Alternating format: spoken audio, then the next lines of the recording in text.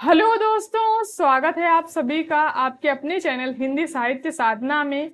हम लोग रामचंद्र शुक्ल कृत हिंदी साहित्य का इतिहास में आधुनिक काल को पढ़ रहे हैं। आधुनिक काल के अंतर्गत हम लोग इसके काव्य खंड को स्टार्ट कर चुके हैं। काव्य खंड को रामचंद्र शुक्ल ने कुल 4 प्रकरण में डिवाइड किया है, जिसमें हम लोग इसका चौथा प्रकरण जो है वो पढ़ रहे हैं। चौथे प्रकरण की भी 3 क्लासें हो चुकी हैं, आज ये चौथी क्लास है क्योंकि ये प्रकरण काफी बड़ा है। आज से ये बुक जो है वो समाप्त हो जाएगी।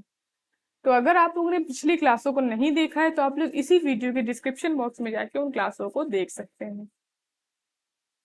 तो आज की क्लास में हम लोग देखेंगे छायावादी कवियों में हम लोग एक कवि को पढ़ चुके हैं, जयशंकर प्रसाद को पिछली क्लास में।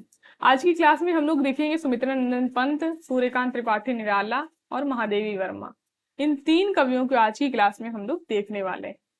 तो चलिए पढ़ना स्टार्ट करते हैं। दूसरे नंबर की कवि है सुमित्रा नंदन पंत। पंत जी की रचनाओं का आरंभ संवत 1975 से समझना चाहिए। इनकी प्रारंभिक कविताएं वीणा में, जिसमें हन तंत्री के तार भी हैं, संग्रहित है। उन्हें देखने पर गीतांजलि का प्रभाव कुछ लक्षित अवश्य होता है। तो सुमित्रा नंदन पंत की प्रारंभिक कविताएं किसमें संकलित है? तो इनकी वीणा काव्य संग्रह में इनकी प्रारंभिक कविताएं संकलित हैं। और इस वीणा काव्य संग्रह पर गीतांजलि का प्रभाव कुछ देखा जा सकता है। पर साथ ही आगे चलकर प्रवर्धित चित्रमयी भाषा के उपयुक्त रमणीय कल्पना का जगह जगह बहुत ही प्रचुर आभास मिलता है।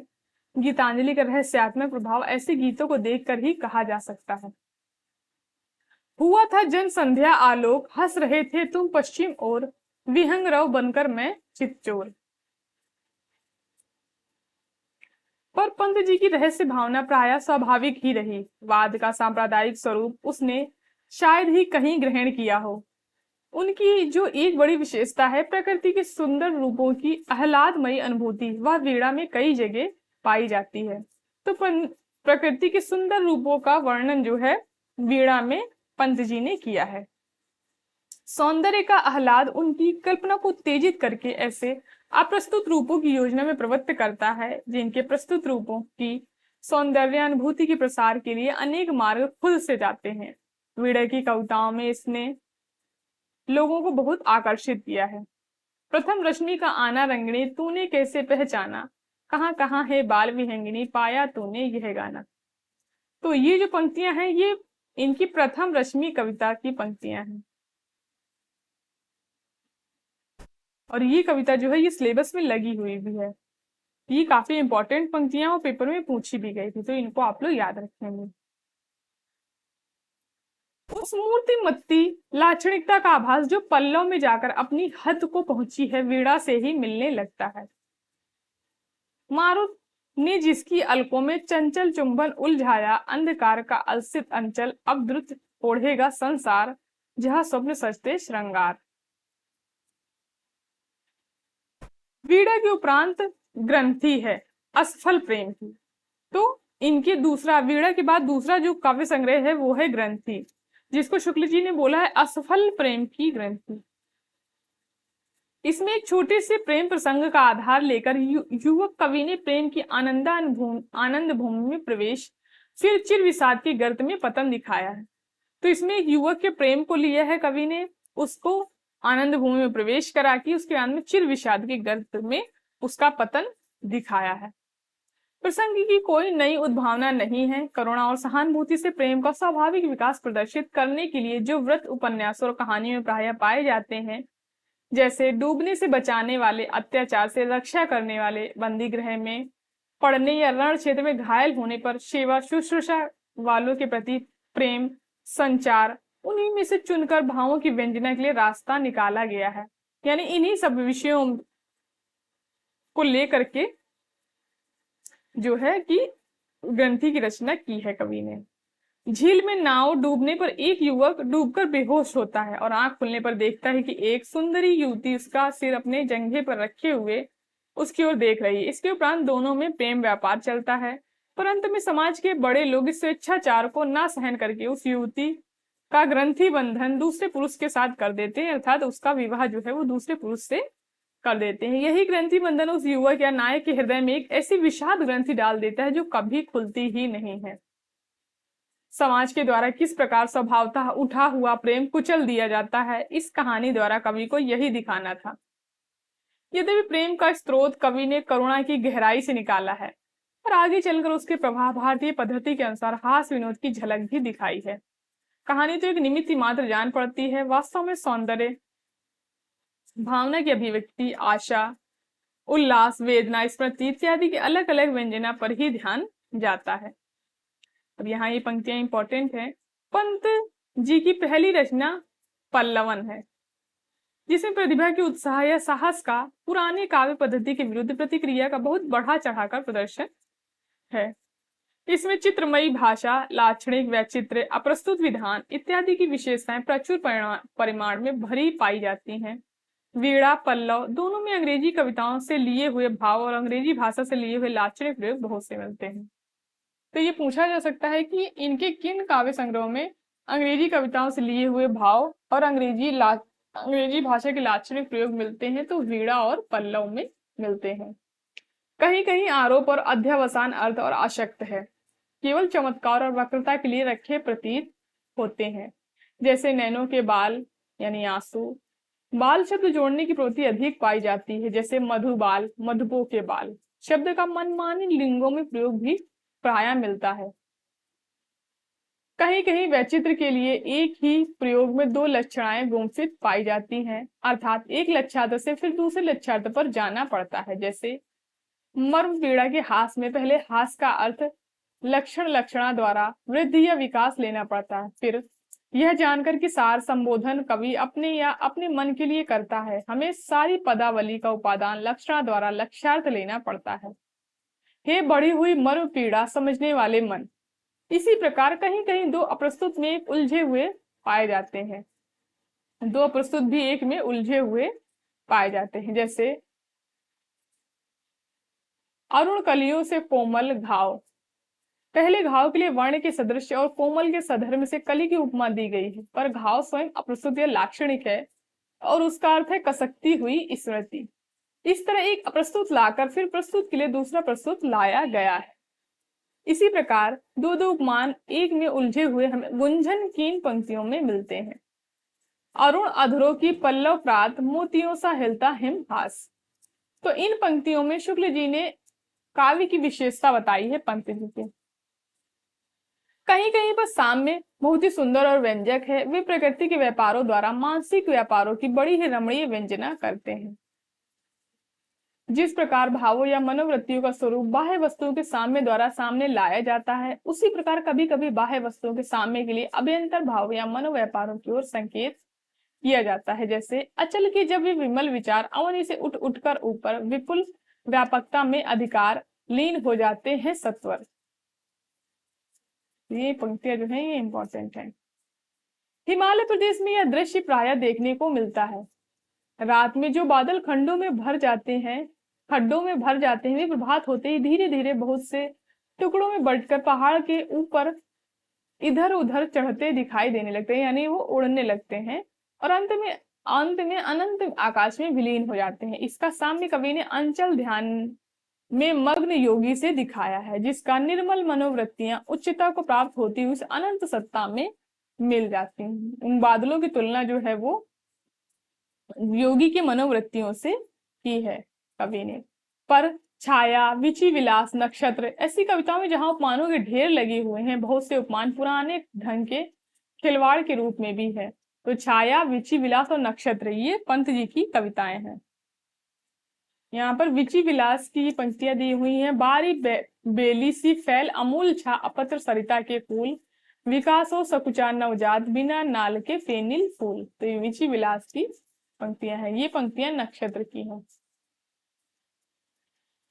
सवेरा होने पर नक्षत्र छिप जाते हैं, उल्लू भी। बस इतने में सधर्म को लेकर कवि ने नक्षत्रों को उल्लू बनाया है, साफ सुथरे उल्लू सही, और उन्हें अंधेरे में उर में छिपने के लिए आमंत्रित किया है। पर इतने उल्लू यदि डेरा डालेंगे तो मन की दशा क्या होगी। कवि को यदि अपने हृदय के नैराश्य और अवसाद की वंजना करनी थी तो नक्षत्रों को बिना उल्लू बनाए भी काम चल सकता था। कहीं कहीं संकीर्ण समास पद्धति के कारण कवि की विवेक्षित भावनाएं अस्फुट सी हैं, जैसे नक्षत्रों के प्रति ये वाक्य। कह रहे हैं शुक्ल जी कहीं कहीं कवि की जो भावनाएं हैं वो अस्फुट सी दिखाई देती हैं, जैसे कि इन पंक्तियों में। ए आतुर उर के समान अब मेरी उत्सुक आंखों से उमड़ी मुग्ध दृष्टि की चरम विजय। पंक्ति में सम्मान शब्द उस सजावट के लिए आया है जो प्रिय से मिलने के लिए आतुर व्यक्ति उसके आने पर या आने की आशा पर बाहर अनेक प्रकार के सामानों द्वारा और भीतर प्रेम से जगमगाते अनेक सुंदर भावों द्वारा करता है व्यक्ति। दूसरे पंक्ति में कवि का तात्पर्य यह है कि प्रिय दर्शन के लिए उत्सुक आंखें असंख्य सी हो रही हैं, उन्हीं की ज्योति आकाश में नक्षत्रों के रूप में फैली है। तीसरी पंक्ति में चरम विजय का अभिप्राय है लगातार एकटक ताकते रहने में बाजी मारना। पर इन साम्य प्रधान रचनाओं में कहीं कहीं बहुत ही सुंदर आध्यात्मिक कल्पना है, जैसे छाया के प्रति इस कथन में, हाँ सखी आओ बाह खोलकर हम लगकर गले जुड़ा ले प्राण, फिर तुम तम में मैं प्रियतम में हो जावे द्रुत अंतर्धान। कवि कहता है कि छाया रूप जगत आओ मैं तुम्हें प्यार कर लूं, फिर तुम कहां और मैं कहां, अर्थात मेरी आत्मा तो उस अनंत ज्योति में मिल जाएगी और तुम अव्यक्त प्रकृति या महाशून्य में विलीन हो जाओगी। पल्लव के भीतर उच्छ्वास, आंसू, परिवर्तन और बादल आदि अनेक रचनाएं देखने से पता चलता है कि यदि छायावाद के नाम से वाद ना चल गया होता तो पंत जी स्वच्छंदता के शुद्ध स्वाभाविक मार्ग यानी ट्रू रोमांटिसिज्म पर चलते उन्हें प्रकृति को सीधे आकर्षित होने वाला, उसके खुले और चिरंतन रूपों के बीच खुलने वाला हृदय प्राप्त था। तो इसमें आप लोग याद रखेंगे पल्लों के भीतर उच्छ्वास, आंसू, परिवर्तन और बादल, ये रचना जो है ये पल्लव में संकलित है। यही कारण है कि अब यहां से ये पंक्ति इंपॉर्टेंट है, छायावाद शब्द मुख्यतः शैली के अर्थ में, चित्र भाषा के अर्थ में ही उनकी रचनाओं पर घटित होता है। रहस्यवाद की रूढ़ियों के रमणीय उदाहरण प्रस्तुत करने के लिए उनकी प्रतिभा बहुत कम प्रवृत्त हुई है। रहस्य भावना जहां है वहां अधिकतर स्वाभाविक है। पल्लव में रहस्यात्मक रचनाएं भी हैं, स्वप्न और मौन निमंत्रण, ये दोनों जो है रहस्यात्मक कविताएं हैं और पल्लव में संकलित हैं। पर जैसे कि पहले कहे आए हैं कि पंत जी की रहस्य भावना जो है वो स्वाभाविक है, सांप्रदायिक या डॉगमेटिक नहीं है। ऐसी रहस्य भावना इस रहस्य में जगत के नाना रूपों को देख प्रत्येक सहृदय व्यक्ति के मन में कभी कभी उठा करती है। व्यक्त जगत नाना रूपों और व्यापारों के भीतर किसी अज्ञात चेतन सत्ता का अनुभव सा करता हुआ कवि इसे केवल अतृप्त जिज्ञासा के रूप में प्रकट करता है। दूसरी बात ध्यान देने की है कि उस अज्ञात प्रियतम के प्रति प्रेम की व्यंजना भी कवि ने प्रिय और प्रेमिका का स्वाभाविक स्त्री पुरुष भेद रखा है। प्रसाद जी के समान दोनों पुलिंग रखकर फारसी और सूफी रूढ़ी का अनुसरण नहीं किया है उन्होंने। इस प्रकार वेदना की वैसी विभत्स विवृत्ति भी नहीं मिलती जैसा प्रसाद जी की है। छिल छिल कर छाले फोड़े मल मल कर मृदुल चरण से, तो ये पंक्ति किसकी है? प्रसाद जी की है। जगत के परमार्थिक स्वरूप की जिज्ञासा बहुत ही सुंदर भोलेपन के साथ शिशु को संबोधन करके कवि ने इस प्रकार की है, ना अपना ही ना जगत का ज्ञान, ना परिचित है जिन नयन न कान, दिखता है जग कैसा तात नाम गुण रूप अजान। कि शिशु को इस जगत के बारे में कुछ भी पता नहीं है। कवि यह समझकर कि शिशु पर अभी उस नाम रूप का प्रभाव पूरा नहीं पड़ा है जो सत्ता के परमार्थिक स्वरूप को छिपा देता है, उससे पूछता है कि भला बताओ तो यह जगत तुम्हें कैसा दिखाई पड़ता है। ये पंक्ति इंपॉर्टेंट है। छायावाद के भीतर माने जाने वाले सब कवियों में प्रकृति के साथ सीधा संबंध पंत जी का ही दिखाई पड़ता है। प्रकृति के अत्यंत रमणीय खंड के बीच उनके हृदय ने रूप रंग पकड़ा है। तो ये पंक्ति जो है वो शुक्ल जी की है, ये आप याद रखेंगे और ये इंपॉर्टेंट पंक्ति है।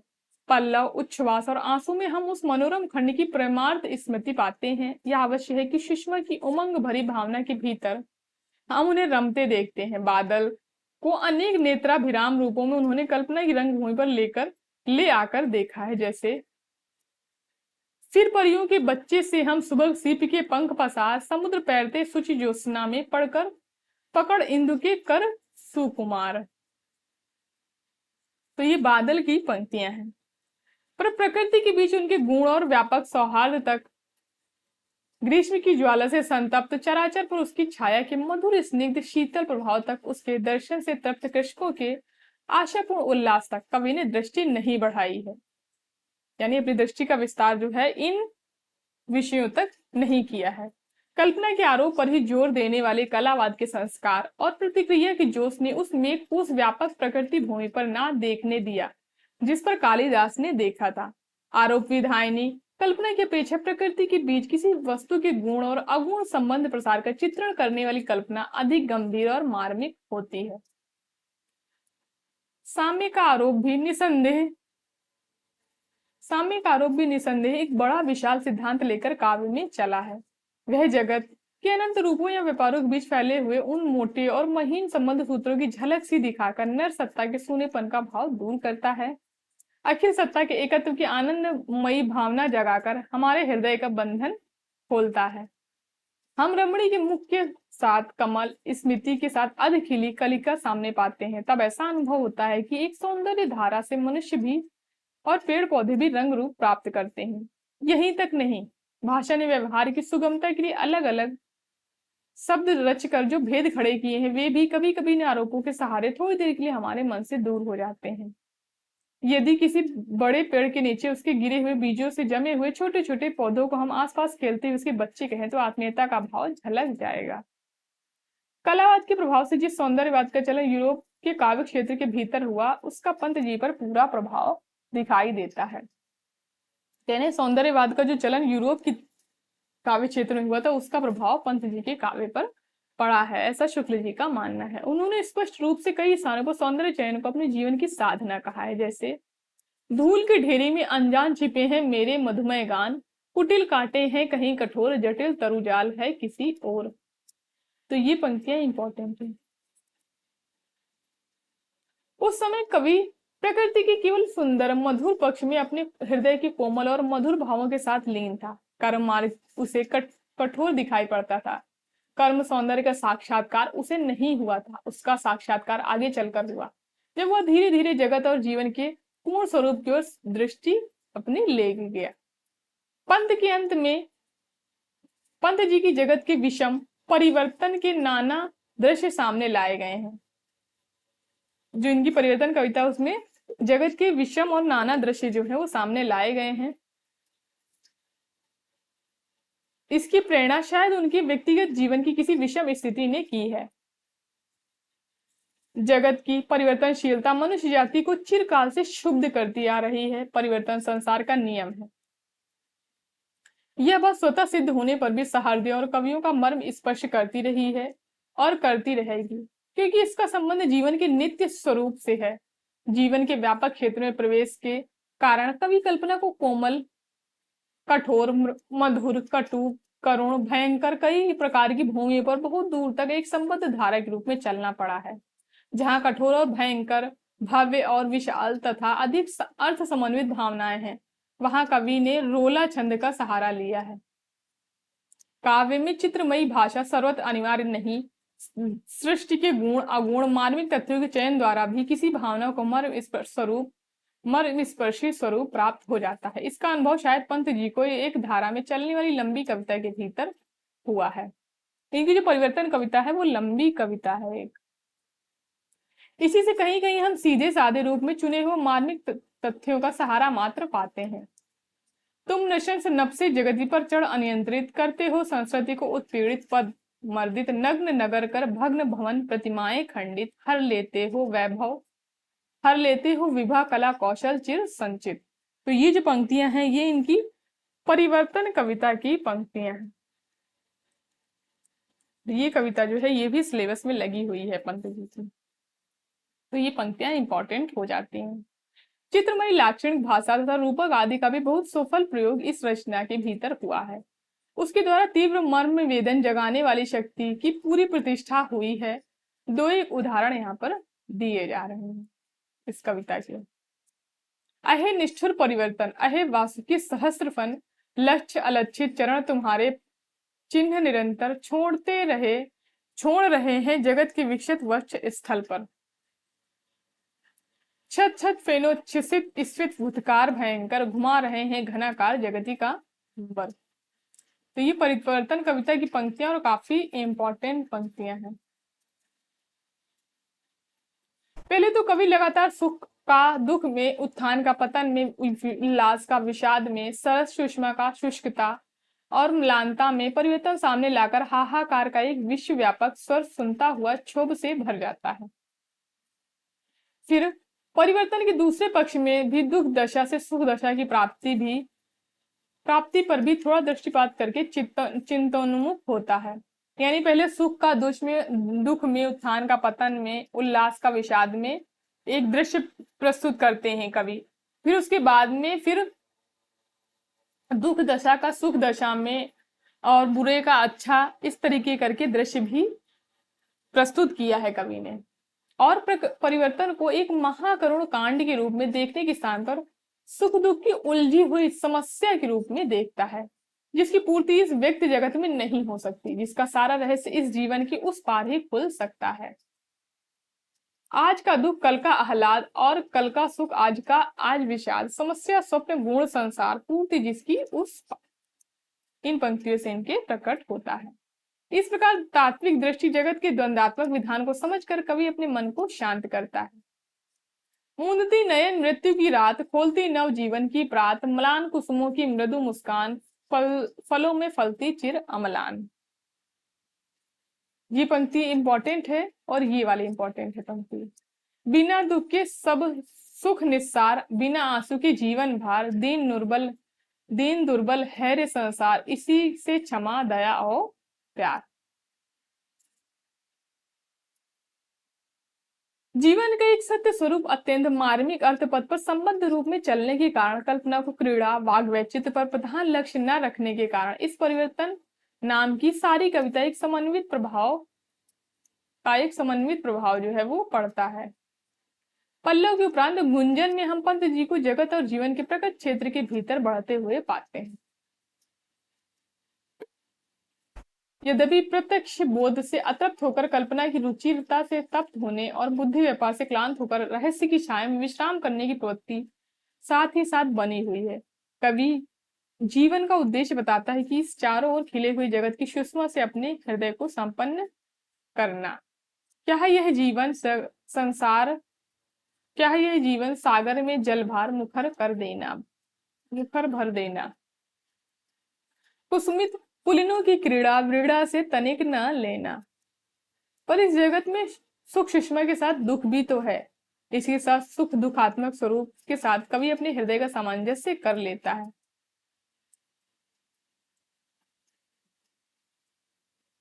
फिर यहाँ पर ये पंक्तियां जो है ये इंपॉर्टेंट है। कवि वर्तमान जगत की इस अवस्था से असंतुष्ट है, कहीं तो सुख की अति है, कहीं दुख की।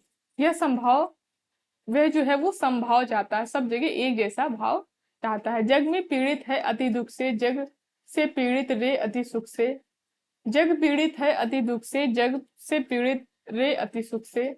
मानव जग में बढ़ जाए दुख सुख से और सुख दुख से।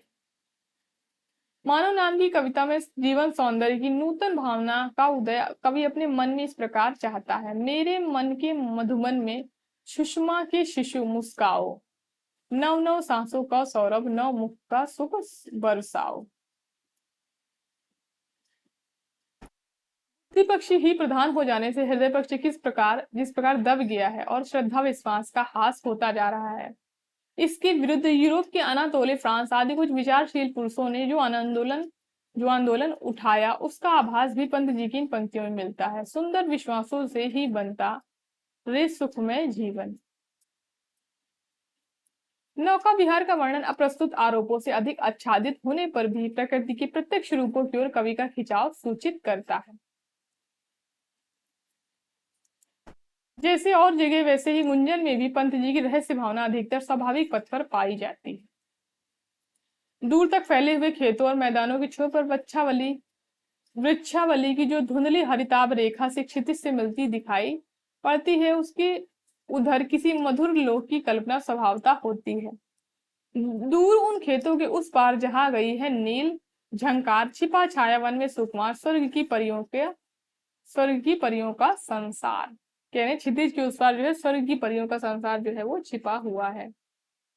कवि की रहस्य दृष्टि प्रकृति की आत्मा, जगत के रूपों और व्यापारों में व्यक्त होने वाली आत्मा की ओर हो जाती है, जो निखिल छवि की छवि है और जिसका अखिल जग जीवन हास विलास है। इस व्यक्त प्रसार के बीच उसका आभास पाकर कुछ क्षण के लिए आनंद मग्न होना ही मुक्ति है, जिसकी साधना सरल और स्वाभाविक है, हठयोग किसी चक्करदार नहीं। मुक्ति की लोभ से अनेक प्रकार की चक्करदार साधना तो बंधन है। कभी अपनी इस मनोवृत्ति को एक जगह इस प्रकार स्पष्ट भी करता है, वह कहता है कि इस जीवन में की तह में जो परमार्थ तत्व छिपा हुआ कहा जाता है, उसे पकड़ने और उसमें लीन होने के लिए उसमें बहुत से अंतर्मुख होकर गहरी डुबकियां लगाते हैं, पर मुझे तो उसके व्यक्त आभास ही रुचिकर है। अपनी पृथक सत्ता विलीन करते समय भय लगता है। सुनता हूं इस निस्तल जल में रहती मछली मोती वाली, पर मुझे डूबने का भय है भांति तट की जल की चल जलमाली। कहने का तात्पर्य है कि पंत जी की स्वाभाविक रहस्य भावना को प्रसाद और महादेवी वर्मा की सांप्रदायिक रहस्य भावना से भिन्न समझना चाहिए। तो ये पंक्ति इंपॉर्टेंट है। परमार्थिक ज्ञानोदय को अवश्य उन्होंने कुछ आज ना लूंगी मोल, कुछ भी आज न लूंगी मोल नामक गीत में प्रकृति की सारी विभूतियों से श्रेष्ठ कहा है। रहस्यात्मकता की अपने अपेक्षा कवि में दार्शनिकता अधिक पाई जाती है। विहंग के प्रति नाम की कविता में कवि ने अव्यक्त प्रकृति के बीच चैतन्य के सानिध्य से, शब्द ब्रह्मा से संचार्य स्पंदन से सृष्टि के अनेक रूपात्मक विकास का बड़ा ही सजीव चित्रण जो है वो किया है। गुंजन में भी पंत जी की प्रतिभा बहुत ही व्यंजक और रमणीय साम्य जगह जगह सामने लाती है। खुल खुल नव नव नव इच्छाएं फैलाती जीवन के दल। इसी प्रकार लक्षण के सहारे बहुत ही अर्थगर्भित और व्यंजक साम्य इन पंक्तियों में पाते हैं। यह शैशव का सरल हास सहसा उर्से है आ जाता, यह उषा का नव विकास जो रज को है रजत बनाता है। कवि का भाव तो इतना है कि बाल्यावस्था में यह सारी पृथ्वी कितनी सुंदर और दीप्तिपूर्ण दिखाई देती है, पर व्यंजना बड़ी ही मनोहर ढंग से हुई है। जिस प्रकार अरुणोदय में पृथ्वी का एक एक स्वर्णाभ दिखाई देता है, उसी प्रकार बाल हृदय को यह सारी पृथ्वी दीप्तिमयी लगती है। जिस प्रकार सरोवर के हल्की हल्की हिलोरों में चंद्रमा यानी उसका प्रतिबिंब उतर कर लहराता दिखाई देता है, उसी प्रकार बाल हृदय की उमंगे स्वर्गीय दीप्ति शैली जान पड़ती हैं। गुंजन में हम कवि का जीवन क्षेत्र के भीतर अधिक प्रवेश ही नहीं, उसकी काव्य शैली को भी अधिक संयत और व्यवस्थित पाते हैं। प्रतिक्रिया की झोंक में व्यंजना के लाक्षणिक वैचित्र आदि के अतिशय प्रदर्शन की जो प्रवृत्तियां पल्लव में पाते हैं, वह गुंजन में नहीं है। उसमें काव्य शैली अधिक संयत, संयम और गंभीर हो गई है। गुंजन के पीछे तो पंत जी वर्तमान जीवन के कई पक्षों को लेकर चलते दिखाई पड़ते हैं। उनके युगांत में हम देश के वर्तमान जीवन में उठे हुए स्वरों की मीठी प्रतिध्वनि जगह जगह पाते हैं। कहीं कहीं परिवर्तन की प्रबल आकांक्षा है, कहीं श्रमजीवियों की दशा की झलक है, कहीं तर्क वितर्क पूर्ण श्रद्धा विश्वास पूर्ण जीवन पथ पर साहस के साथ बढ़ते चलने की ललकार है, कहीं बापू के प्रति श्रद्धांजलि है। युगांत में कभी सपनों से जगकर यह कहता हुआ सुनाई पड़ता है कि जो सोए सपनों के तम में वे जागेंगे, या सत्य बात जो देख चुके जीवन निश्चित वे देखेंगे जीवन प्रभात। कितनी अच्छी पंक्तियां हैं ये। युगांत में कवि को हम केवल रूप रंग दमक चमक दमक सुख और सौरभ वाले सौंदर्य से आगे बढ़कर जीवन के सौंदर्य को सत्याशित कल्पना में प्रवृत्त पाते हैं। उसे बाहर जगत में सौंदर्य स्नेह उल्लास का अभाव दिखाई पड़ा है, इसलिए वह जीवन की सुंदरता की भावना मन में करके उसे जगत में फैलाना चाहता है। ये पंक्तियां इंपॉर्टेंट है। सुंदरता का आलोक स्रोत है फूट पड़ा मेरे मन में, जिसके नवजीवन का प्रभात होगा फिर जग के आंगन में। नीरस और ठूठे जगत में क्षीण कंकालों के लोक में वह जीवन का वसंत विकास जो है चाहता है। कंकाल जाल जग में फैले फिर नवल रुचिर पल्लव लाली। ये जो पंक्ति है ये द्रुत झरो जगत के जीर्ण पत्र, ये पंत जी की कविता है, उसकी पंक्ति है ये। ताजमहल की कला सौंदर्य को देख अनेक कवि मुग्ध हुए हैं, पर करोड़ों की संख्या में भूखों मरती जनता के प्रति ऐश्वर्य विभूति के उस विशाल आडंबर के खड़े होने की मानवता से क्षुब्ध होकर युगांत के बदले हुए पंत जी कहते हैं, हाय मृत्यु का ऐसा अंबर अपार्थिव पूजन, जब विषण निर्जीव पड़ा हो जग का जीवन, मानव ऐसी भी विरक्ति क्या जीवन के प्रति, आत्मा का अपमान प्रेत और छाया से रति। तो ये इंपॉर्टेंट पंक्तियां हैं। पल्लव में कवि अपने को व्यक्तित्व के घेरे में बंधा हुआ, गुंजन में कभी कभी उसके बाहर और युगांत में लोक के बीच दृष्टि फैलाकर आसन जमाता हुआ दिखाई पड़ता है। ये कथन जो है ये इंपॉर्टेंट है। गुंजन तक आकर वह जगत से अपने सौंदर्य और आनंद का चयन करता प्रतीत होता है, युगांत में आकर वह सौंदर्य और आनंद का जगत में पूर्ण प्रसाद देखना चाहता है। कवि की सौंदर्य भावना अब व्यापक होकर मंगलमय भावना के रूप में परिणत हुई है। अब तक कवि लोक जीवन की वास्तविक शीत ताप से अपने हृदय को बचाता आता रहा है, अब उसने अपना हृदय खुले जगत के बीच रख दिया है, उस पर उसकी गतिविधि का सच्चा और गहरा प्रभाव पड़े, रख दिया है कि उस पर उसकी गतिविधि का सच्चा और गहरा प्रभाव पड़े। अब वह जगत और जीवन में जो कुछ सौंदर्य माधुर्य प्राप्त है, अपने लिए उसका स्तोक बनकर तप्त नहीं हो सकता। अब वह दुख पीड़ा अन्याय अत्याचार अंधकार को फाड़कर मंगल ज्योति फूटती देखना चाहता है। मंगल का अमंगल के साथ वह संघर्ष देखना चाहता है, जो गत्यात्मक जगत का कर्म सौंदर्य है। संध्या होने पर अब कवि का ध्यान केवल प्रफुल्ल प्रसून अलस गंधवाह राग रंजित और दीप्त दिगंचल तक ही नहीं रहता, वह यह भी देखता है कि बांसों का झुरमुट संध्या का झुटपुट ये नाप रहे निज घर का मग, कुछ श्रमजीवी घर डगमग डग, भारी है जीवन पारी भारी है पग। जो पुराना पड़ गया है जीव और जर्जर हो गया है, नवजीवन सौंदर्य लेकर आने वाले युग के उपयुक्त नहीं है, उसे पंत जी बड़ी निर्ममता का हटाना चाहते हैं। ये पंक्तियां इंपॉर्टेंट है। द्रुत झरो जगत के जीर्ण पत्र, हे प्रस्थ ध्वस्त हे शुष्क क्षीण, हिमताप पीत मधुबात भीत, तुम वीत राग जड़ पुराचीन, झरे जाति कुल वर्ण वर्ण पर्ण घन अंध नेड़ से ऋण रीति क्षण। तो ये द्रुत झरो जगत के जीर्ण पत्र कविता की पंक्तियां हैं और इंपॉर्टेंट पंक्तियां हैं। इस प्रकार कवि की वाणी में लोक मंगल की आशा और आकांक्षा के साथ घोर परिवर्तनवाद का स्वर भी भर रहा है। गत युग के अवशेषों को ध्वस्त करने का अत्यंत रौद्र आग्रह प्रकट किया है। गर्जन कर मानव केसरी प्रखर नखर नवजीवन की लालसा गढ़ाकर छिन्न भिन्न कर दे गत युग के शव को दुर्धर। ऐसे स्थलों को देखकर यह संदेह हो सकता है कि कवि अपनी वाणी को लेकर आंदोलन के पीछे लगा रहा है या अपनी अनुभूति की प्रेरणा से परिचालित कर रहा है। आशा है कि पंत जी अपने लोक मंगल ऐसे स्वाभाविक मर्म पथ पर चलेंगे जहां इस प्रकार के संदेह का अवसर ना रहेगा। युगांत में नर जीवन की वर्तमान दशा की अनुभूति ही सर्वत्र नहीं है, हृदय की नित्य और स्थायी वृत्तियों की व्यंजना भी कल्पना की पूरी रमणीयता के साथ कई रचनाओं में मिलती है। सबसे पहले ध्यान देने की बात यह है कि याद की लपेट से अपनी वाणी को कवि ने एक प्रकार से मुक्त कर लिया है। चित्र भाषा और लाक्षणिक वैचित्र के अनावश्यक प्रदर्शन की वह प्रवृत्ति अब नहीं है जो भाषा और अर्थ की स्वाभाविक गति में बाधक हो। संध्या खदोत तितली शुक इत्यादि रचनाओं में जो रमणीय कल्पनाएं हैं उनमें दूसरे के हृदय में ढलने की पूरी द्रवणशीलता है। तितली के प्रति यह संबोधन देखिए, प्रिय तितली फूल सी ही फूली, तुम किस सुख में हो रही डोल, क्या फूलों से ली है अनिल कुसुम।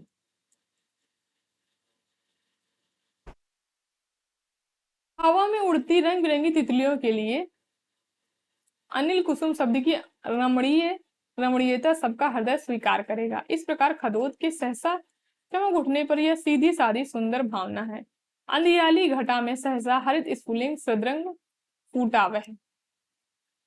तो ये तितलियों के लिए जो कविता है ये लिखी है पंत जी ने, और ये खदोद की पंक्तियां हैं। युगवाणी में तो वर्तमान जगत में सामाजिक व्यवस्था के संबंध में प्राय जितने वाद, जितने आंदोलन उठे हैं, सबका समावेश किया गया है। इन वादों, इन नाना वादों के संबंध में अच्छा तो यह होता है कि उसके नामों का निर्देश ना करके उनके भीतर जो जीवन का सत्यांश है उसका मार्मिक रूप सामने रख दिया जाता। ऐसा ना होने से जहां इन वादों के नाम आए हैं वहां कवि का अपना रूप छिपा सा लगता है। इन वादों को लेकर चले हुए आंदोलन में कवि को मानवता की नूतन विकास का आभास मिलता दिखाई पड़ता है। वर्तमान पाश्चात्य साहित्य की रूढ़ी के मेल में है, अतः लोक के भावी स्वरूप के सुंदर चित्र के प्रति व्यंजित ललक या प्रेम को कोई चाहे तो उपयोगिता की दृष्टि से कल्पित या आदर्श भाव का एक उदाहरण मात्र कह सकता है। इसी प्रकार अतीत के सारे अवशेषों की सर्वथा ध्वस्त देखने की रोषपूर्ण आकुलता का स्थान भी मनुष्य की स्थायी अंतः प्रकृति के बीच कहीं मिलेगा, इसमें संदेह है। बात यह है कि इस प्रकार के भाव वर्तमान की विषम स्थिति शुद्ध कर्म में तत्पर मन के भाव हैं। ये कर्म काल के भीतर जगे रहते हैं। कर्म में रत मनुष्य में सफलता की आशा है, अनुमत भविष्य के प्रति प्रबल अभिलाषा, बाधक वस्तुओं के प्रति रोष आदि का संचार होता है। ये व्यवहारिक है, अर्थ साधना की प्रक्रिया से संबद्ध रखते हैं और कर्म क्षेत्र में उपयोगी माने जाते हैं। और यहाँ से ये पंक्ति जो है इंपॉर्टेंट है। पंत जी ने वर्तमान को जगत का कर्म काल मानकर उसके अनुकूल भावों का स्वरूप सामने रखा है। सारांश यह है कि जिस मन के भीतर कवि ने इन भावों का अवस्थान किया है वह कर्म का मन है। इस रूप में कवि यदि लोक कर्म में प्रवृत्त नहीं तो कम से कम कर्म क्षेत्र में उतरे लोगों के साथ चलता दिखाई पड़ रहा है। स्वतंत्र दृष्टा का रूप उसका नहीं रह गया। उसका तो सामूहिकता के निजत्व धन है, उसका तो सामूहिकता ही निजत्व धन है। सामूहिक धारा जिधर जिधर चल रही है उधर उधर उसका स्वर भी मिला सुनाई पड़ रहा है। वही वह गत संस्कृति के गरल धनपतियों के अंतिम क्षण बता रहा है। कहीं मध्य वर्ग को संस्कृति का दास और उच्च वर्ग की सुविधा का शास्त्रोक्त प्रचारक तथा श्रमजीवियों की लोक क्रांति का अग्रदूत और नव सभ्यता का उन्नायक कह रहा है, और वही पुरुषों के अत्याचार से पीड़ित स्त्री जाति की यह दशा सूचित कर रहा है। पशुबल से कर जन शासित जीवन के उपकरण सदृश नारी भी कर ली अधिकृत, अपने ही भीतर छिप छिप जग से हो गई तिरोहित। तो स्त्री जाति की पीड़ा को यहाँ पर चित्रित किया है इन पंक्तियों में कवि ने। पंत जी ने समाजवाद के प्रति भी रुचि दिखाई है और गांधीवाद के प्रति भी। ऐसा प्रतीत होता है कि लोक व्यवस्था के रूप में समाजवाद की बातें उन्हें पसंद है और व्यक्तिगत साधना के लिए गांधीवाद की बातें। कवि की दृष्टि में सब जीवों के प्रति आत्मभाव ही जीवन जगत की मनुष्यत्व में परिणति है। मनुष्य की अपूर्णता ही उसकी शोभा है। दुर्बलताओं से शोभित मनुष्यत्व सुरत्व से दुर्लभ है। पूर्ण सत्य और असीम को ही श्रद्धा के लिए ग्रहण करने के फेर में रहना सभ्यता की बड़ी भारी व्याधि है। सीमाओं के द्वारा वे रेखाओं के मंगल विधायक आदर्श बनकर खड़े होते हैं। मानवपन में दोष है पर उन्हीं दोषों की रगड़ खाकर वह मंजता है, शुद्ध होता है। व्याधि सभ्यता की है निश्चित पूर्ण सत्य का पूजन, प्राणहीन वह कला नहीं जिसमें अपूर्णता शोभन। ये पंक्तियां जो है वो इम्पोर्टेंट है। समाजवाद की बातें कवि ने ग्रहण की हैं पर अपना चिंतन स्वतंत्र रखा है। समाजवाद यानी समाजवाद की बातें जो है कवि ने ग्रहण की हैं अपने काव्य में, लेकिन अपना जो चिंतन है, अपने जो विचार है उनको स्वतंत्र रखा है। समाजवाद और संघवाद के साथ लगा हुआ संकीर्ण भौतिकवाद उसे इष्ट नहीं, परमार्थिक दृष्टि से वह परात्परवादी है। आत्मा और भूतों के बीच संबंध स्थापित करने वाला तत्व वह दोनों से परे बताता है। यह परात्पर भाव कवि की वर्तमान काव्य दृष्टि के कहाँ तक मेल में है यह दूसरी बात है। पर जब हम देखते हैं कि उठे हुए सामाजिक आंदोलन प्रायः एकांगदर्शी होते हैं, एक सीमा से दूसरी सीमा की ओर उन्मुख होते हैं, तब उनकी द्वारा आगामी भाव संस्कृति की जो हरियाली कवि को सूझ रही है वह निराधार सी लगती है। इसे तो हम यही चाहेंगे कि पंत जी आंदोलनों की लपेट से अलग रहकर जीवन के नित्य और प्रकट स्वरूप को लेकर चलें और उसके भीतर लोक मंगल की भावना का अवस्थान करें। जो कुछ हो यह देखकर प्रसन्नता होती कि छायावाद के बंधे घेरे से निकलकर पंत जी ने जगत की विस्तृत अर्थभूमि पर स्वाभाविक स्वच्छंदता के साथ विचरने का साहस किया है। यानी छायावाद के रहस्यवाद को छोड़ करके पंत जी ने स्वाभाविक भूमि पर स्वच्छंदता के साथ विचरने का जो है वो साहस किया है। सामने खुले हुए व्यापक रूपात्मक व्यक्ति जगत से ही भावनाएं प्राप्त होती हैं। रूप ही उर में मधुर भाव बन जाता है। इस रूप सत्य का साक्षात्कार कवि ने किया है। युगवाणी में नर जीवन पर विशेष रूप से दृष्टि जमी रहने के कारण कवि के सामने प्रकृति का वह रूप भी आया है जिसमें मनुष्य को लड़ना पड़ा है। वही बाण उल्का झंझा की भीषण भू पर कैसे रह सकता है कोमल मनुज कलेवर। मानवता के व्यापक संबंध अनुभूति के प्रभाव से दो लड़के में कवि को पासी के दो नंग धड़ंग बच्चे प्यारे लगते हैं। जल्दी से टीले के नीचे उधर उतर कर है चुन ले जाते कूड़े सी निधियां सुंदर। सिगरेट के खाली डिब्बे, पन्नी चमकीली, फीतों के टुकड़े, तस्वीरें नीली पीली। किंतु न क्षेत्र के भीतर पंत जी की दृष्टि इतनी नहीं बंधी है कि चराचर के साथ अधिक व्यापक संबंध की अनुभूति मंद पड़ गई हो।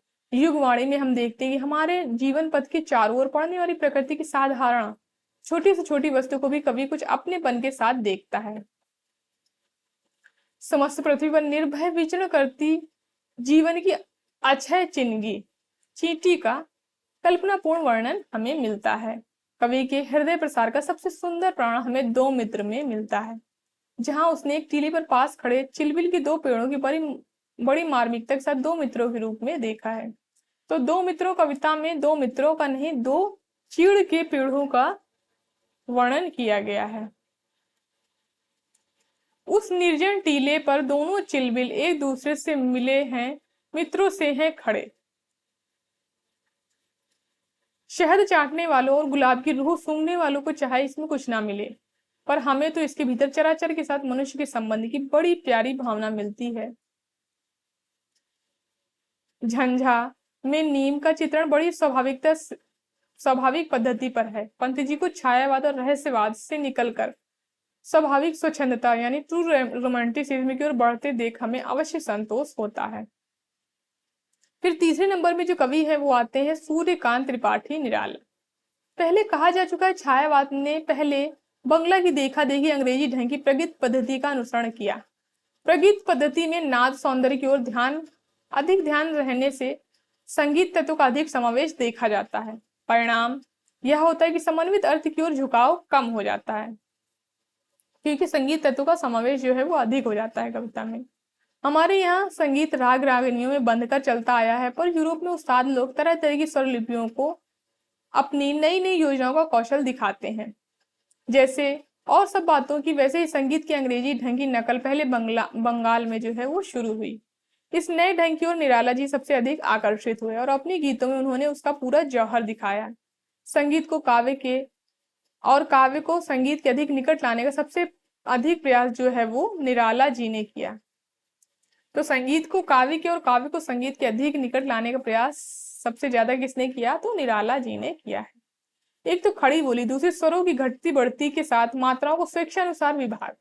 इसके कारण गवैयों की जबान को सख्त परेशानी होगी। यह बात निराला जी ने अपने आप महसूस की है। गीतिका में इनके ऐसे ही गीतों का संग्रह है जिनमें कवि का ध्यान संगीत की ओर अधिक है, अर्थ समन्वय की ओर कम। अमरण भर वर्ण गान वन वन उपवन उपवन, जागा कवि खुले प्राण, मधुप निकर कलरव भर, गीत मुखर है पिक पिक प्रिय स्वर। जहां कवि ने अधिक या कुछ पेचीले अर्थ रखने का प्रयास किया है, वहां पद योजना उस अर्थ को दूसरे तक पहुंचाने में प्राय अशक्त या उदासीन पाई जाती है। गीतिका का यह गीत लीजिए। कौन तम के पार अखिल पल के स्रोत जग जल जग, गगन घन घन धार, गंध व्याकुल कुल उर सर, लहर कचकर कमल मुख पर, हर्ष अली हर स्पर्श सर। तो ये गीतिका का जो है पंक्तियां हैं गीतिका की। इसमें आई हुई अखिल पल के स्रोत जल जग, हर्ष अली हर स्पर्श, निशा प्रिय उर शयन सुख धन इत्यादि पदावलियों का जो अर्थ कवि को स्वयं समझना पड़ा है वह उन पदावलियों से जबरदस्ती निकाला जान पड़ता है। जैसे हर्ष अली हर स्पर्श, शर आनंद रूपी भौरा, स्पर्श का चुभा तीर हर रहा है, निशा प्रिय उर शयन का सुख धन, निशा का प्रियतम के उर पर शयन। निराला जी की, अब यहां से ये पंक्ति इंपॉर्टेंट है। निराला जी की बंग भाषा की काव्य शैली का प्रभाव समास में गुम्फित पद, वल्लरी, क्रियापद के लोप आदि में स्पष्ट झलकती है।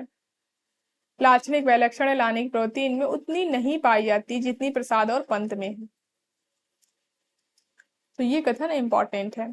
सबसे अधिक विशेषता आपके पदों में चरणों की स्वच्छंद विषमता है। कोई चरण बहुत लंबा, कोई बहुत छोटा, कोई मझोला देखकर बहुत से लोग रबर छंद, केचुआ छंद आदि कहने लगे थे। बेमेल चरणों की विलक्षण आजमाइश इन्होंने सबसे अधिक की है। तो ये पंक्तियां देखिए, पूछा जा सकता है कि शुक्ल जी ने ये पंक्तियां किसके संबंध में कही हैं, तो निराला जी के संबंध में बोली हैं। प्रगल्भ प्रेम नाम की कवि में अपनी प्रेयसी कविता का आह्वान करते हुए इन्होंने कहा है, आज नहीं है मुझे और कुछ चाह, अर्ध विकच इस हृदय कमल में आतु। बहुस्पर्शनीय प्रतिभा निराला जी में है। अज्ञात प्रिय की ओर इशारा करने के अतिरिक्त इन्होंने जगत के अनेक प्रस्तुत रूपों और व्यापारों को भी अपनी सरल भावनाओं के रंग में देखा है। विस्मृत की नींद से जगाने वाले पुरातन के मलिन साज खंडहर से वे जिज्ञासा करते हैं, क्या तुम ढीले करते हो भव बंधन नर नारियों के, अथवा हो मलते कलेजा पड़े जरा जीर्ण निर्निमेष नयनों से। इसी प्रकार दिल्ली नाम की कविता में दिल्ली की भूमि पर दृष्टि डालते हुए क्या यह वही देश है कहकर कवि अतीत की कुछ इतिहास प्रसिद्ध बातों और व्यक्तियों को बड़ी सजीवता के साथ मन में लाता है। तो दिल्ली कविता किसकी है? ये कविता है निराला जी की, और ये उसकी पंक्तियां हैं। यमुना को देखकर प्रतिभिज्ञा का जहां उदय हम इस रूप में पाते हैं। मधुकर मलय में यही गूंजी थी एक जो तान, कृष्ण घन अलक में कितने प्रेमियों का यहाँ पुलक समाया था। समाज में प्रचलित ढोंग का बड़ा चुभता दृश्य गोमती के किनारे कवि ने देखा है, जहां एक पुजारी भगत ने बंदरों को तो मालपुआ खिलाया और एक कंगाल भिक्षुक की ओर आंख उठाकर देखा तक नहीं। जिस प्रकार निराला जी को छंद के बंधन अरुचिकर हैं, उसी प्रकार सामाजिक बंधन भी। इसी से सम्राट अष्टम एडवर्ड की प्रशस्ति लिखकर उन्होंने एक वीर के रूप में सामने रखा है, जिसने प्रेम के निमित्त साहस पूर्वक पद मर्यादा के सामाजिक बंधन को दूर फेंका है। रहस्यवाद से संबंध रखने वाली निराला जी की रचनाएं आध्यात्मिकता का वह रूप रंग लेकर चलती हैं जिसका विकास बंगाल में हुआ है। रचना के प्रारंभिक काल में इन्होंने स्वामी विवेकानंद और श्री रविन्द्रनाथ ठाकुर की कुछ कविताओं के अनुवाद भी किए हैं। यानी अब जब ये रचना करने वाले थे उसके प्रारंभिक समय में इन्होंने इनकी कविताओं के, विवेकानंद और रविन्द्रनाथ ठाकुर की कविताओं के अनुवाद भी किए हैं। अद्वैतवाद की वेदांती स्वरूप ग्रहण करने के कारण इनकी रहस्यात्मक रचनाओं में भारतीय दार्शनिक निरूपणों की झलक जगह जगह मिलती है। इस विशेषता को छोड़ दे तो इनकी रहस्यात्मक कविताएं उसी प्रकार माधुर्य भावना को लेकर चली हैं जिस प्रकार और छायावादी कवियों की। रेखा नाम की कविता में कवि ने प्रथम प्रेम के उदय का जो वर्णन किया है वह सर्वत्र एक ही चेतन सत्ता की अनुभूति के रूप में सामने आता है। अब ये कविता की पंक्तियां हैं, रेखा नाम की कविता की पंक्तियां हैं ये। यौवन के तीर पर प्रथम था आया जब स्रोत सौंदर्य का, विचियों में कलरव सुख चुंबित प्रणय का था मधुर आकर्षण में। तो इस कविता की ये पंक्तियां हैं। तुलसीदास निराला जी की एक बड़ी रचना है जो अधिकांश अंतर्मुख प्रबंध के रूप में है। इस ग्रंथ में कवि ने जिस परिस्थिति में गोस्वामी जी की उत्पन्न हुए उसका बड़ा ही चटकीला जिस परिस्थितियों में जो गोस्वामी जी उत्पन्न हुए उसका बड़ा ही चटकीला और रंगीन वर्णन करके चित्रकूट की प्राकृतिक छटा के बीच किस प्रकार उन्हें आनंदमयी सत्ता का बोध हुआ और नवजीवन प्रदान करने वाली गान की दिव्य प्रेरणा हुई, उसकी अंतर्वृत्ति के आंदोलन के रूप में वर्णन किया है। भविष्य का सुख स्वप्न आधुनिक यूरोपीय साहित्य की रूढ़ी है। जगत की जीर्ण और प्राचीन व्यवस्था के स्थान पर नूतन सुखमय व्यवस्था के निकट होने के आभास का वर्णन निराला जी का उद्बोधन नाम की कविता में मिलता है। इस प्रकार श्रम जीवों के कष्टों की सहानुभूति लिए हुए लोक हितवाद का आंदोलन चला, उस पर भी निराला जी की दृष्टि गई है। वह तोड़ती पत्थर देखा मैंने उसे इलाहाबाद के पथ पर। ये इंपॉर्टेंट पंक्तियां हैं। इस प्रकार की रचनाओं में भाषा बोलचाल की पाई जाती है, पर निराला जी की भाषा अधिकतर संस्कृत की तत्सम पदावली में जड़ी हुई होती है, जिसका नमूना राम की शक्ति पूजा में मिलता है। यहाँ से ही पंक्तियां इंपॉर्टेंट है। जैसे पहले कह चुके हैं, इनकी भाषा में व्यवस्था की कमी प्रायः रहती है, जिससे अर्थ या भाव व्यक्त करने में यह कहीं कहीं बहुत ढीली पड़ जाती है।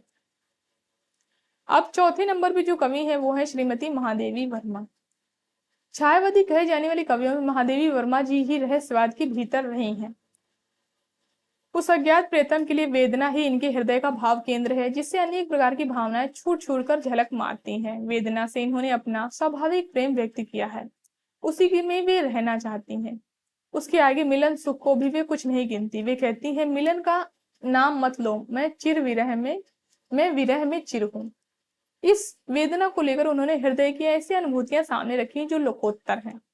कहाँ तक वे वास्तविक अनुभूतियां हैं और कहाँ तक अनुभूतियों की रमणीय कल्पना है, यह नहीं कहा जा सकता।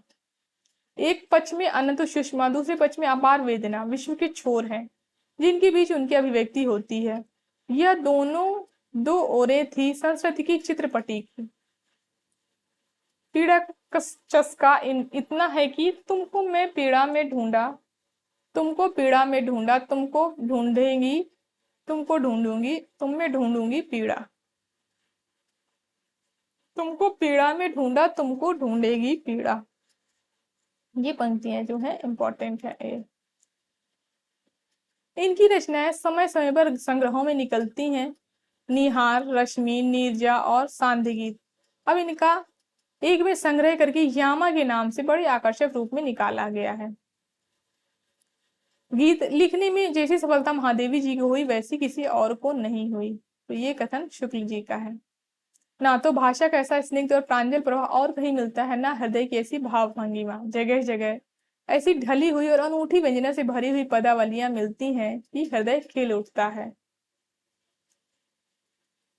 ऊपर छायावाद के कुछ प्रमुख कवियों का उल्लेख हो चुका है। इसके साथ ही इस वर्ग के अन्य उल्लेखनीय कवि हैं सर्वश्री मोहनलाल महतो वियोगी, भगवती चरण वर्मा, नरेंद्र शर्मा, रमेश्वर शुक्ल अंचल। श्री वियोगी हरि की कविताएं निर्माल्या, एक तारा और कल्पना में संग्रहित हैं। श्री भगवती चरण वर्मा की कविताओं के 3 संग्रह हैं, मधुकर्ण, प्रेम संगीत और मानव। इसमें आप लोग इनकी कविताएं और काव्य संग्रह जो दिए हुए हैं ये नोट कर लेंगे इन कवियों के। श्री राम कुमार वर्मा ने पहले वीर हमीर और चित्तौड़ की चिता की रचना की थी, जो छायावाद के भीतर नहीं आती। उनकी इस प्रकार की कविताएं अंजलि, रूप राशि, चित्ररेखा, चंद्र किरण नाम के संग्रहों के रूप में प्रकाशित हुई हैं। श्री आरसी प्रसाद की रचनाओं का संग्रह कलापी में हुआ है। श्री नरेंद्र के संगीत उनके कर्णफूल, शूल फूल, प्रभात फेरी और प्रवास के गीत नामक संग्रहों में संकलित हुए हैं। और श्री अंचल की कविताएं मधुलिका, अपराजिता में संग्रह की गई हैं। फिर है स्वच्छंद धारा। छायावादी कवियों के अतिरिक्त वर्तमान में और भी कवि हैं जिनकी धारा जो है वो स्वच्छंद धारा में चले हैं, वो किसी काल में बद्ध नहीं हुए हैं। जिनमें से कुछ ने यत्र तत्र ही रहस्यात्मक भाव व्यक्त किए हैं। उनकी अधिकांश रचनाएं छायावाद के अंतर्गत नहीं आती हैं। उन सबकी अपनी अलग अलग विशेषताएं हैं, इस कारण उनको एक ही वर्ग में नहीं रखा जा सकता। सुबीते के लिए ऐसे कवियों की समष्टि रूप से स्वच्छंद धारा प्रभावित होती है। इन कवियों में पंडित माखनलाल चतुर्वेदी एक भारतीय आत्मा, श्री सियाराम शरण गुप्त, पंडित बालकृष्ण शर्मा नवीन, सुभद्रा कुमारी चौहान, श्री हरिवंश राय बच्चन, श्री रामधारी सिंह दिनकर, ठाकुर गुरु भक्त सिंह और पंडित उदय शंकर भट्ट चतुर्वेदी जी की कविताएं अभी तक अलग अलग पुस्तकों के रूप में प्रकाशित नहीं हुई हैं। त्रिधारा नाम के संग्रह में केशव प्रसाद पाठक और श्रीमती सुभद्रा कुमारी चौहान की चुनी हुई कविताओं के साथ उनकी कुछ प्रसिद्ध कविताएं उद्धृत की गई हैं। तो त्रिधारा जो काव्य संग्रह, इसमें किन किन कवियों की कविताएं संकलित है, तो आप लोग याद रखेंगे सुभद्रा कुमारी चौहान और केशव प्रसाद पाठक की कविताएं जो है इसमें संकलित है। सियाराम शरण गुप्त ने आरंभ में मौर्य विजय खंड काव्य लिखा था। उनकी कविताओं के संग्रह ये हैं दुर्वादल, विषाद, आद्रा, पाथे और मृणमयी। आत्मोत्सर्ग, अनाथ और बापू उनके अन्य काव्य हैं। श्री नवीन ने उर्मिला नाम के संबंध में एक काव्य लिखा, जिसका कुछ अंश अस्तंगत प्रभा पत्रिका में प्रकाशित हुआ था। उनकी फुटकल कविताओं का संग्रह कुमकुम नाम से छपा है। श्रीमती सुभद्रा कुमारी चौहान की कुछ कविताएं जैसा कहा जा चुका है त्रिधारा में संकलित है। मुकुल उनकी शेष कविताओं का संग्रह है। तो मुकुल सुभद्रा कुमारी चौहान की कविताओं का संग्रह है। श्री बच्चन ने खयाम की मधुशाला में उमर खयाम की कविताओं का अंग्रेजी के प्रसिद्ध कवि फिट्जजेराल्ड कृत अंग्रेजी अनुवाद के आधार पर अनुवाद किया है। उनकी स्वतंत्र रचनाओं के कई संग्रह निकल चुके हैं, जैसे तेरा हार, एकांत संगीत, मधुशाला, मधुबाला, निशा निमंत्रण आदि। श्री दिनकर की पहली रचना है प्राण भंग। यह प्रबंध काव्य है। अभी उन गीतों और कविताओं के 2 संग्रह प्रकाशित हुए हैं। अभी उनकी गीतों और कविताओं के 2 संग्रह प्रकाशित हुए हैं, रेणुका और हुंकार। ठाकुर गुरु भक्त सिंह की सबसे प्रसिद्ध और श्रेष्ठ कृति है नूरजहां, जो कि प्रबंध काव्य है। उनकी कविताओं के कई संग्रह भी निकल चुके हैं। उनमें सरस सुमन, कुसुम कुंज, वंश ध्वनि और वंशश्री प्रसिद्ध हैं। पंडित उदय शंकर भट्ट ने तक्षशिला और मानसी काव्यों के अतिरिक्त विविध कविताएं भी लिखी हैं, जो राका और विसर्जन में संकलित हैं। इस प्रकार वर्तमान हिंदी कविता का प्रवाह अनेक धाराओं में होकर के चला है। तो यहाँ से ये बुक जो है वो समाप्त हो जाती है। आप लोग अगर इस बुक को पढ़ना चाहते हैं तो मेरे टेलीग्राम चैनल को ज्वाइन कर सकते हैं, वहां पर आपको ये बुक मिल जाएगी और आप लोग इस बुक को जरूर कंप्लीट कर लीजिए, क्योंकि इस बुक से काफी सारे प्रश्न पेपर में पूछे जाते हैं। तो आप लोग कमेंट करके जरूर बताइएगा आप लोगों को ये क्लास कैसी लगी। धन्यवाद दोस्तों इस क्लास को लास्ट तक देखने के लिए। क्लास पसंद आई हो तो लाइक करिए, शेयर करिए एंड हमारे चैनल को सब्सक्राइब करिए।